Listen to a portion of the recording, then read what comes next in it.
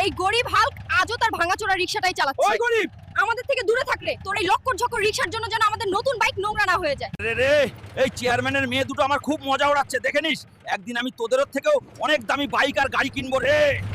আরে ম্যানেজার সাহেব, এই গাড়িটার দাম কত রে? আরে গরিব, এটা টেসলা গাড়ি, টেসলা। তোর তো এতে বসবারও যোগ্যতা নেই, আর তুই কথা বলছিস কেনার। আরে ম্যানেজার, ওরা যত মজা ওড়ানোর ওরা রে, একদিন আমি তোর পুরো টেসলা কোম্পানিটাই কিনে নেব রে। আরে রে, এখন আমি এত টাকা কোথা থেকে পাবো রে, যেটা দিয়ে গাড়ি কিনতে পারি?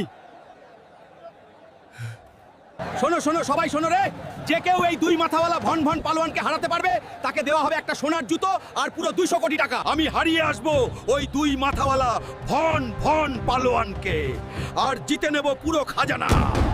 আরে বাংলাদেশে এমন কেউ কি আছে যে এই ভন ভন পালোয়ানকে হারাতে পারে? আরে বাংলাদেশে এমন কেউ জন্মায়নি যে আমাকে হারাতে পারে। হে বাংলাদেশবাসী, এই ভন ভনকে আমিই হারাবো রে, আমি